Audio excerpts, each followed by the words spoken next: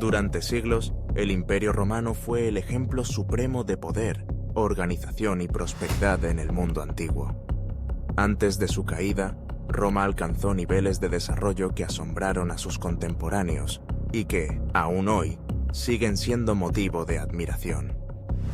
La Pax Romana, ese largo período de relativa paz y estabilidad, fue testigo de una administración eficiente, una economía floreciente y una cultura que se expandió mucho más allá de las fronteras de la propia Roma. La vida cotidiana de los romanos, aunque variable según la clase social, estaba marcada por la comodidad y el acceso a servicios públicos. El agua corriente llegaba a las ciudades a través de impresionantes acueductos, y las cloacas mantenían la higiene pública. Los espectáculos en anfiteatros y circos ofrecían entretenimiento para todos los gustos, desde las luchas de gladiadores hasta las carreras de carros que congregaban a multitudes en una pasión compartida. En definitiva, antes de su decadencia, el Imperio Romano representó la cima de la civilización antigua. Su legado, en formas de gobierno, derecho, arte y urbanismo, trascendió los siglos y aún hoy nos habla de una época en la que la humanidad pareció encontrar el equilibrio entre la fuerza y la razón, entre la tradición y la innovación. La grandeza de Roma, forjada en el crisol de la historia, sigue viva en la memoria colectiva de la humanidad, pero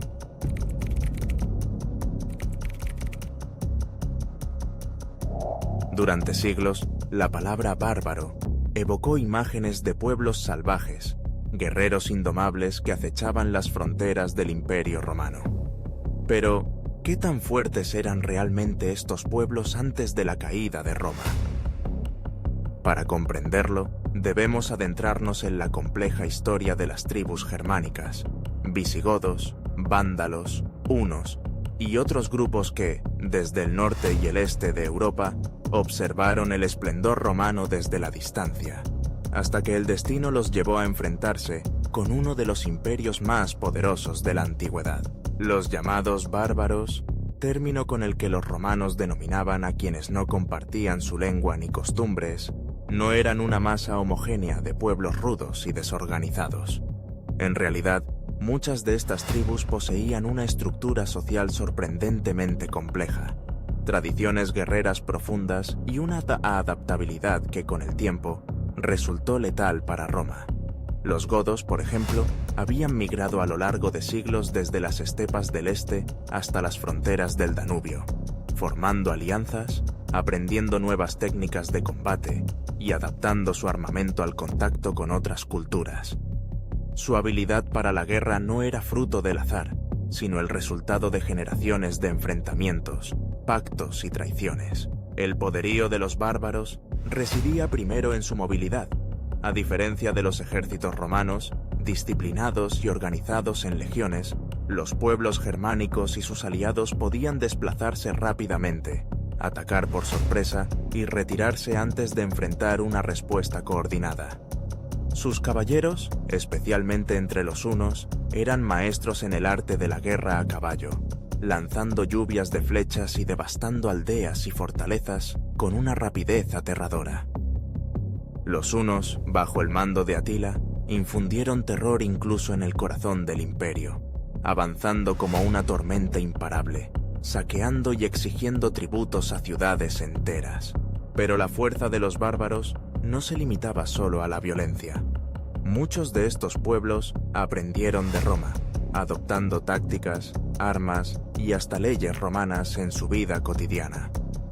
Los visigodos, tras sufrir el rechazo y maltrato de los propios romanos, finalmente se rebelaron y, en la batalla de Adrianópolis en el año 378, infligieron una de las peores derrotas al ejército imperial.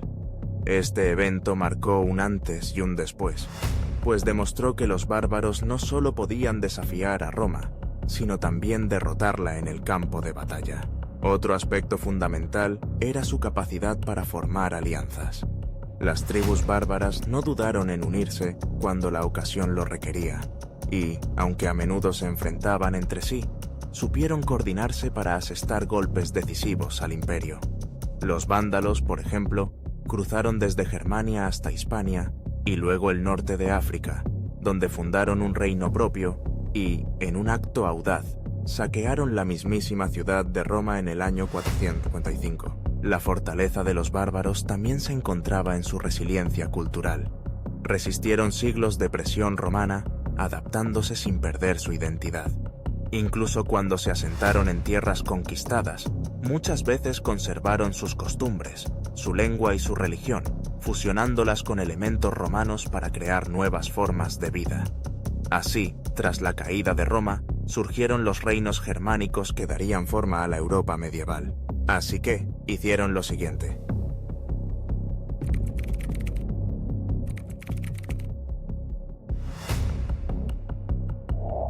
La caída de Roma ante los llamados bárbaros es uno de los episodios más fascinantes y complejos de la historia de la humanidad. Lejos de ser un solo evento o una batalla aislada, este proceso se extendió durante siglos, marcado por una lenta decadencia interna, oleadas de invasiones y una serie de momentos dramáticos que culminaron en el fin del Imperio Romano de Occidente en el año 476 d.C. Para comprender cómo llegó Roma a este punto, primero debemos mirar hacia atrás, a los albores del siglo III cuando el imperio ya mostraba signos de debilitamiento. Las fronteras eran extensas y difíciles de proteger. La presión constante de pueblos germánicos, unos y otros grupos nómadas, comenzaba a sentirse cada vez más fuerte. A la vez, el imperio sufría crisis económicas, luchas internas por el poder, corrupción y una disminución del espíritu cívico que alguna vez fue el orgullo de Roma. Uno de los primeros sucesos clave fue el movimiento de los godos. En el año 376, empujados por la amenaza de los hunos, los visigodos pidieron asilo al emperador Valente y cruzaron el Danubio, ingresando en territorio imperial. La situación pronto se tornó insostenible. El trato injusto y el abuso de los funcionarios romanos generaron una rebelión. En el año 368, en la batalla de Adrianópolis, los visigodos, liderados por Fritigerno, derrotaron al ejército romano y mataron al propio emperador Valente. Esta derrota marcó un antes y un después. Por primera vez, un ejército romano era aplastado en el corazón de su imperio, y la imagen de invencibilidad de Roma quedaba hecha trizas. A partir de ese momento, los pueblos bárbaros ya no serían simples saqueadores, sino actores clave en el destino de Roma. Los visigodos siguieron desplazándose por los territorios imperiales, hasta que, bajo el liderazgo de Alarico, llegaron a las puertas de la mismísima Roma. En el año 410, tras años de tensiones y negociaciones fallidas, los visigodos saquearon la ciudad eterna. Fue un golpe psicológico devastador. Roma, que durante siglos había parecido intocable, ahora era vulnerable. Este saqueo no fue tanto una destrucción total como una señal de que el mundo antiguo estaba a punto de cambiar para siempre. Pero Roma no cayó de inmediato. El imperio en Occidente sobrevivió varias décadas más, aunque cada vez más debilitado. Mientras tanto, otras tribus germánicas se fueron asentando en diferentes partes del imperio. Los vándalos cruzaron a África del Norte, los suevos y alanos entraron en Hispania y los francos ocuparon la Galia. En el año 451, la amenaza más grande vino desde el este. Atila, rey de los hunos, cruzó el Rin y avanzó hacia la Galia.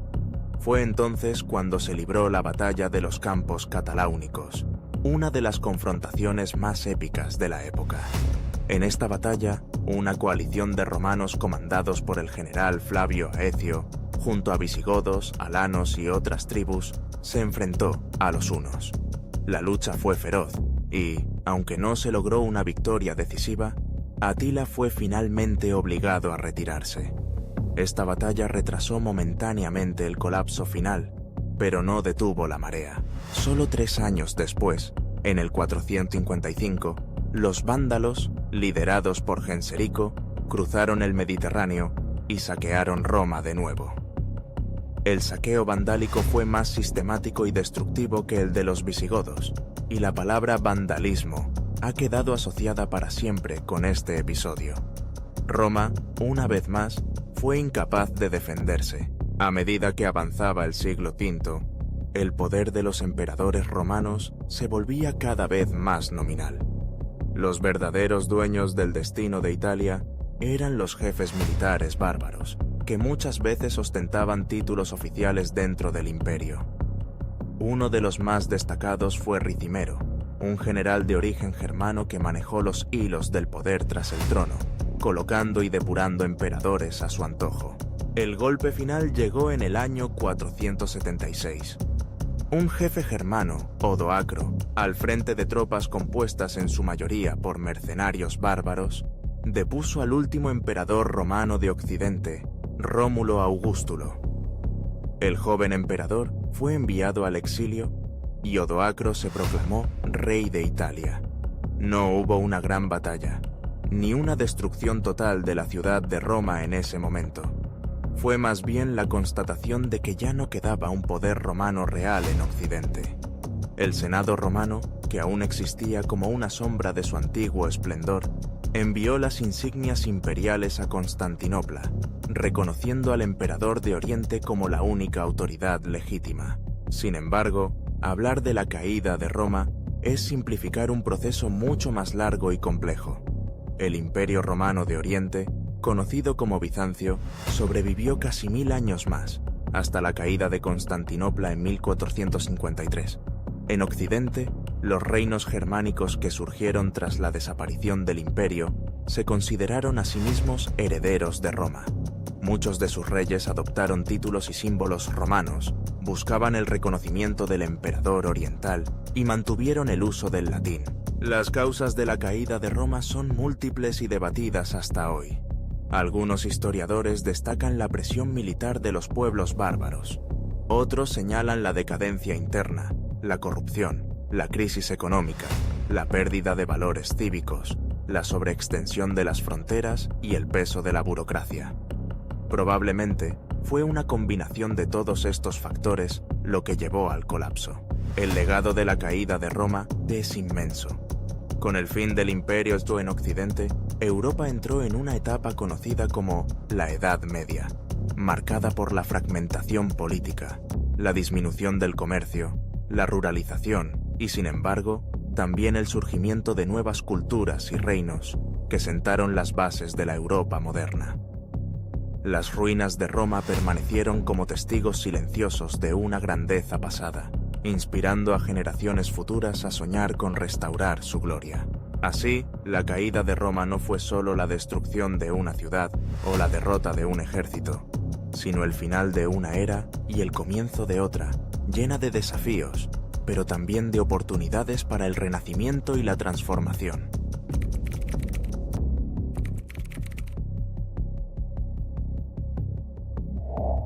Cuando el Imperio Romano de Occidente cayó en el año 476, tras la deposición del último emperador, Rómulo Augustulo, por el jefe Érulo Odoacro, el mundo conocido por generaciones cambió para siempre. Las antiguas ciudades romanas, con su grandiosa arquitectura, sus bulliciosos foros y sus extensas redes de carreteras, se vieron sumidas en una transformación profunda. La vida después de la caída de Roma fue, para muchos, una época de incertidumbre, adaptación y, sobre todo, de cambio. En los primeros años tras la caída, el vacío de poder dejado por la ausencia de un gobierno central romano fue llenado de manera desigual por una serie de pueblos y tribus que los romanos llamaban bárbaros. Visigodos, ostrogodos, vándalos, francos y lombardos se establecieron en diferentes regiones del antiguo imperio, mezclando sus costumbres y estructuras políticas con las que ya existían. Esta mezcla no siempre fue armoniosa. A veces hubo violencia, pero también surgieron alianzas, matrimonios mixtos y formas híbridas de gobierno. La economía, que ya estaba debilitada por siglos de crisis, guerras y corrupción, sufrió aún más. El comercio a larga distancia, que había permitido a Roma abastecerse de grano de Egipto, especias de Oriente y productos de la Galia, se volvió peligroso e incierto. Las rutas comerciales se fragmentaron y muchas ciudades, ahora sin la protección y administración romanas, se despoblaron o se convirtieron en pequeños núcleos amurallados. El campo recuperó protagonismo. Las villas rurales, antes residencias de la élite romana, se transformaron en centros de producción agrícola autosuficientes, donde señores locales ejercían control sobre los campesinos. En este contexto, la vida cotidiana cambió radicalmente. Para la mayoría de las personas, campesinos, artesanos, pequeños comerciantes, el mundo se volvió más pequeño y local. Los lazos de lealtad personal, la familia y la comunidad inmediata adquirieron una importancia mucho mayor que las lealtades lejanas al emperador o al Estado romano. La movilidad se redujo y la inseguridad aumentó. Los caminos, antes patrullados por soldados romanos, ahora eran peligrosos, y las incursiones de bandas armadas o ejércitos en movimiento podían destruir cosechas y llevarse ganado. La cultura, sin embargo, no desapareció. El latín vulgar siguió siendo la lengua franca, aunque con el tiempo fue evolucionando y diferenciándose en las distintas regiones, dando origen a las lenguas romances. La Iglesia cristiana, que había crecido y se había organizado bajo el amparo de Roma, se convirtió en el principal depositario de la cultura escrita y el conocimiento clásico. Los monasterios proliferaron, y en sus scriptoria, monjes copistas preservaron y transmitieron los textos latinos y griegos, además de producir nuevas obras. En las grandes ciudades como Roma, Milán o Rávena, la población disminuyó considerablemente. Edificios que alguna vez fueron centros de la vida pública, como los baños, los teatros y los foros, quedaron en ruinas o fueron reutilizados como canteras de materiales para nuevas construcciones. Sin el mantenimiento constante, acueductos y sistemas de alcantarillado colapsaron, y la vida urbana sufrió un retroceso significativo. Sin embargo, no todo fue decadencia. En algunas regiones, como la Galia, la Hispania visigoda o la Italia ostrogoda, los nuevos reyes bárbaros adoptaron muchas de las costumbres y leyes romanas, manteniendo una cierta continuidad administrativa y cultural. El cristianismo jugó un papel esencial en este periodo. Los obispos, a menudo mejor organizados que los gobernantes laicos, actuaron como líderes de las comunidades, mediando en conflictos, administrando justicia y organizando la caridad. Muchas veces, las antiguas basílicas romanas se convirtieron en iglesias, y las festividades religiosas reemplazaron o absorbieron las antiguas celebraciones paganas. La Iglesia se convirtió en el vínculo entre el pasado romano y el futuro medieval. Las relaciones sociales también cambiaron. El sistema esclavista romano fue dando paso, poco a poco, a formas más flexibles de servidumbre. Los grandes terratenientes ofrecían protección a los campesinos a cambio de trabajo y parte de la cosecha. Así surgieron las bases del feudalismo, que llegaría a dominar Europa occidental en los siglos siguientes. La guerra era una realidad constante, pero también lo era la adaptación. Los pueblos bárbaros, lejos de ser solo destructores, aportaron nuevas formas de organización militar, artística y social. El arte migratorio, con sus intrincados diseños y metales preciosos, se fusionó con la tradición romana, dando lugar a nuevas expresiones culturales. En el este, el Imperio Romano sobrevivió como el Imperio Bizantino, con su capital en Constantinopla. Allí, la vida continuó de manera más estable, y la influencia romana perduró por siglos. Occidente, en cambio, se fragmentó en una miríada de reinos, condados y ducados con identidades propias. A pesar de las dificultades, la caída de Roma no supuso el fin de la civilización, sino el inicio de una nueva etapa. Fue una época de creatividad e innovación, en la que se sentaron las bases de la Europa medieval. Los castillos, los monasterios, las catedrales y el redescubrimiento de la tierra marcaron el ritmo de la vida. La memoria de Roma persistió como un ideal de unidad y grandeza, pero la realidad cotidiana fue la de la adaptación, la resistencia y la esperanza. Quienes vivieron en aquellos siglos, a menudo llamados oscuros por la mirada moderna, no se veían a sí mismos como habitantes de un mundo en declive, sino como protagonistas de una transformación. Los relatos de la época hablan de milagros, de conquistas, de conversiones y de nuevas alianzas. En las aldeas y en los campos, en las ciudades amuralladas y en los monasterios, se tejió una nueva red de relaciones y significados. Así, la vida después de la caída de Roma fue compleja y variada. Hubo retrocesos y pérdidas, pero también renacimientos y descubrimientos.